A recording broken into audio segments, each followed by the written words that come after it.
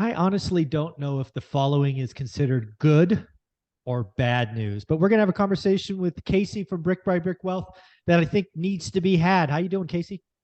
I'm doing so good, Michael. So good. How about you? Oh, I'm doing well. Every day is Saturday, so Love it's it. it's I know. it's I a love it. treasure. One of the things I think we need to talk about is if people are on my daily financial news, I basically highlighted how where I think rates are going. And generally speaking, high level, I think they're heading down. And by rates, I am referring to the mortgage rates. I think we've seen the peak of the year.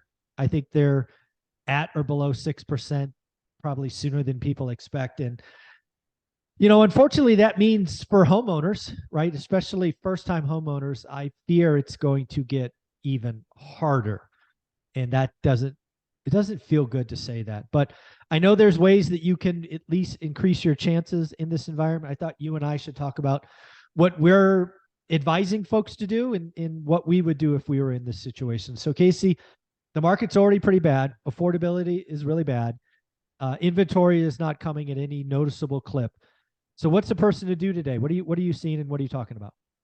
I'll tell you, I think, I've been coaching first time investors for since 2020. And we've seen a lot of market changes. And the advice changes and depending Mhm. upon the market. But I feel like even more so now than last year, it's more difficult now Oh, it is. to Yeah. get good deals. And what like you were saying, with interest rates possibly going down, hopefully, let's cross our fingers soon. However, it does pose problems with, just even more competitiveness. Yeah. Um, I feel like right now, I want to say people, especially investors, are getting comfortable with the economy and all that right now because I'm seeing across the board, we're back to multiple offers, we're back to over asking, we're back to just in a short period of time frame, sellers less willing to negotiate and things like that.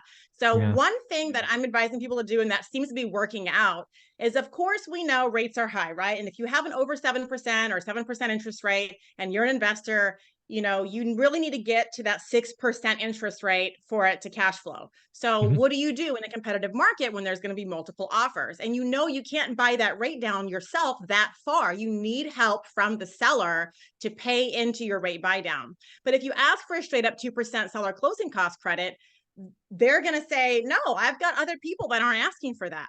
So Yeah. what do you do? So what seems to be working for my students is asking for the 2%, right? For the seller, because you have to have it come from the seller for the lender to buy your rate down so far.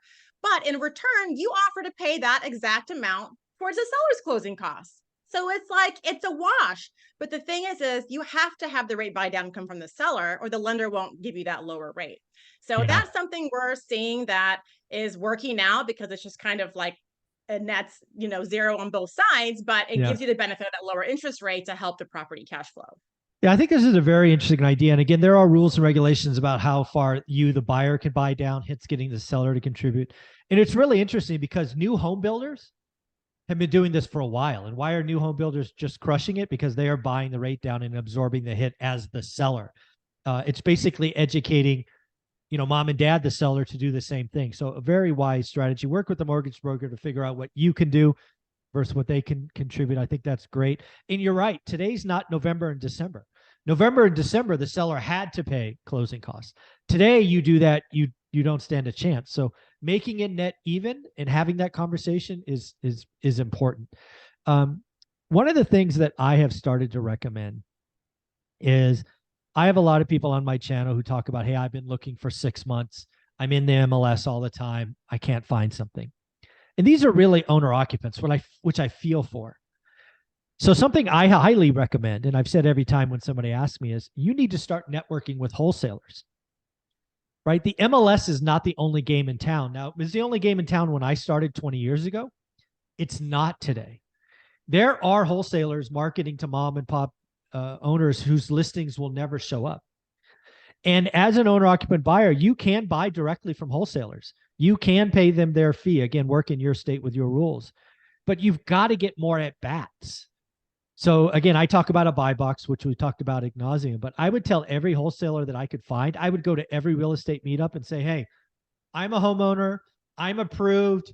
I need a 3 or 4 bedroom in this part of town and blah, blah, blah. If you have something, call me first because owner occupants can pay a little more. And that's something that I think most owner occupants never even think of, is going to a wholesaler and getting off market. What do you think? I totally agree. And I'll add one more idea to that. So a lot of people will come to me and, they're out of state, and I'm not super keen on a first time investor buying from a wholesaler out of state.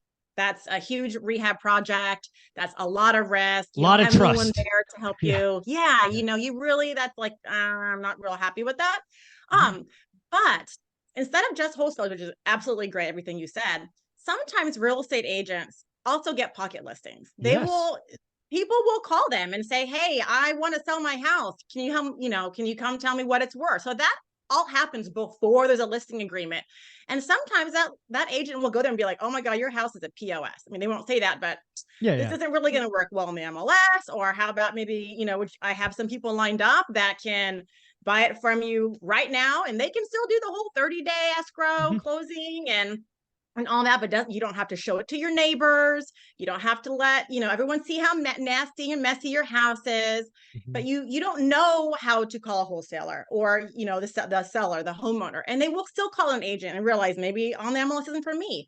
So a lot of experienced real estate agents, especially ones that are big dogs in their territory, will have all sorts of people calling, not just MLS worthy properties. They'll have wholesale worthy properties calling them too. So especially if you're an out of state, buyer, but you really still need that help, that boots on the ground, that person that can help you, getting an agent with that sort of qualification that gets pocket listings, that can sell you an off market property at a discount, is also another great way, but still have that help that you need. Yeah, I'll give you one more that I would do, and I have done this repeatedly in hot markets, is follow up. It's amazing how many times I was the second or sometimes even the third pick the first time, but I follow up every week or every 10 days, right? I would just schedule a follow-up call. And of course, the first couple of times they're like, nope, still in escrow, nope, still in escrow, but they know I'm interested. Then by the third or fourth time, they go, you know what? This one's kind of shaky. And you can submit a backup offer at that time, or you could say, I'm still here. My number's good. My number's good. Yep. And many times I got a call with, okay, it backed out. You want it? I've already told the seller I got somebody. You're it. Don't let me down. So again, if you like a property, even as an owner occupant, follow up, because you want that agent is already cashed the commission check. They have. If they get 3 weeks deep into a 28-day close, they've cashed the check. Then they get rug pulled. They need a backup. Be the solution. Right. So I believe follow up is another one I would be doing today. It's hard. It's difficult. I know it's hard today. It's always hard. This is a special kind of hard. I get it. It won't always be this way. So if you can get a deal done in this environment, you're going to be amazing. What do you think, Casey? Kind of closing thoughts on this? Yeah, I agree. And always one of my strategies has always been call in contingents, and if you made an offer and there was 10 offers and you lost, you be the one that follows up.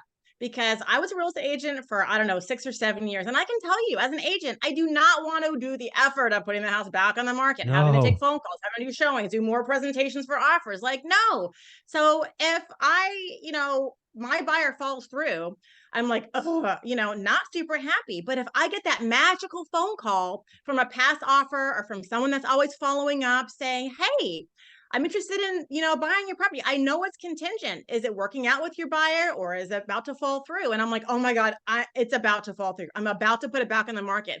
And the person on the phone, the buyer says, don't put it back on the market. We'd like to submit an offer. And you're like, OMG, yes, thank you. You can Yeah. be the savior. Because if you think about it, with contingents too, right? As a buyer, you are on your phone on realtor.com and you're swiping. Oh, it's contingent, it's sold. Oh, it's pending, it's sold. You just swipe, and everybody else is swiping too. They think it's sold. It's sold. Not necessarily. Like Michael says, follow up every 10 days. That's what I recommend too. Every 10 days, which is like a week and a half, right? You're not too annoying every week, and 2 weeks might be too late. Every 10 days, just call and say, hey, I just want to check in. How's it going? We're still interested. And I've gotten deals that way. My students have gotten deals that way. And that's the extra work that people aren't doing. Yeah. So at the end of the day, we know it's hard out there. You can write better offers, get creative with buy downs, have the seller do some. You can grow your Rolodex with wholesalers and agents. Tell everybody your buy box, get aggressive, you reach out. And then finally, follow up, follow up, follow up. Casey, where can people find you? People can find me everywhere that says Brick by Brick Wealth, on Instagram, on YouTube, on Twitter, but it's Brick by BR Wealth, too many characters. And definitely my website, brickbybrickwealth.com. Thank you so much.